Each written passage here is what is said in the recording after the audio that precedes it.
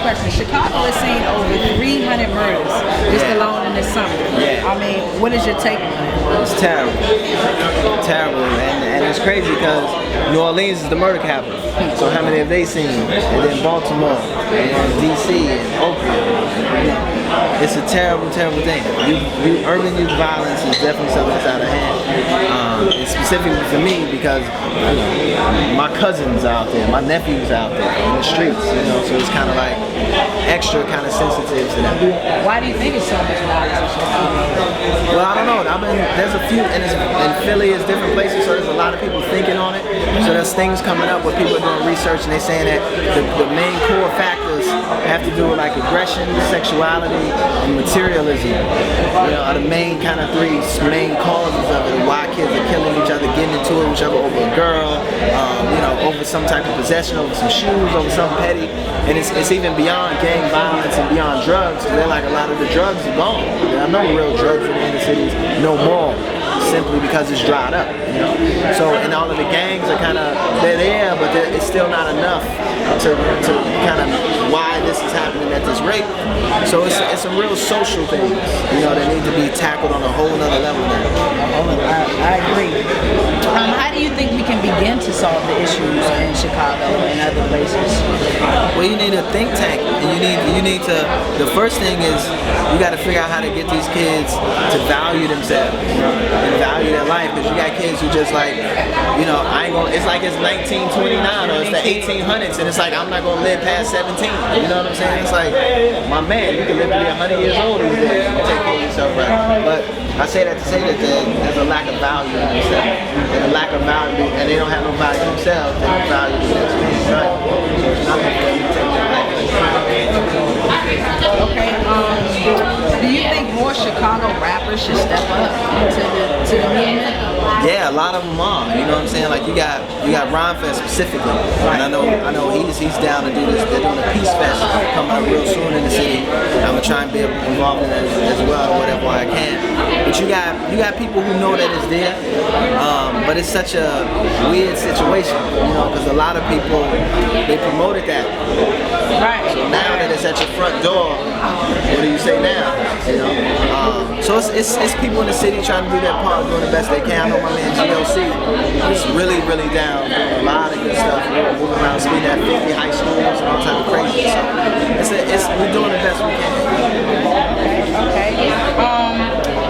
Your Chicago Sun's Time article I thought was amazing, but do you feel like, you said you felt like you thought you were going to feel like an outcast. Do you feel like an outcast in the industry? Yeah, indeed. I feel like an outcast everywhere I go, because I was raised up in all these different worlds, so I can retreat to each one. And when you retreat to one, you look crazy in another kind of a thing, So I always feel a little bit, on the fence, wherever I am, Okay, all right. So, of course, you made a comment about not particularly liking 2 Chainz and Kanye West's new song. I don't want to ask you about that, but what I do want to ask you, what artists are you listening to, and what songs are you listening to? What is that for you? In hip hop? In hip hop, yeah. In hip hop, I listen to Kendrick Lamar. I'm still bumping Nas and Damian Marley album. You know what I'm saying? Danny Brown. I just got the Life Is Good today. I'm still kind of going through it. The Danny Brown. Even Watch the Throne. You know what I'm saying? For the sake of, So I'm still there. But you still do listen to Kanye? Yeah, I listen to Kanye. Yeah. I rarely listen to hip hop now. So when I do, it has to be like a thing. But I rock Future. I play Future in my DJ sets. Same damn time. I like it. Just honest. It is what it is. Bumps, definitely bumps. Okay, the food and liquor too. Give me some. Who are you working with? Not really too many features. Bilal is on there as of right now. everything else is more just on the producer side. I got my man Soundtrack on it, you know, who's been with me like forever. Work with my homies, the 1500, two of my old band. You know, I work with the Runners, you know, not too nothing extravagant, you know what I'm saying? Not like, I got Swiss Beats and I brought back the Track Masters. It's like, nah, it's just kind of, just the homies. Why did you keep it simple this time? Because it's simpler. It's easier. Beats ain't $100 grand, you know what I'm saying? Yeah, speaking of, they giving me the speaking of the P-Rock situation, how do you think it could have been handled better?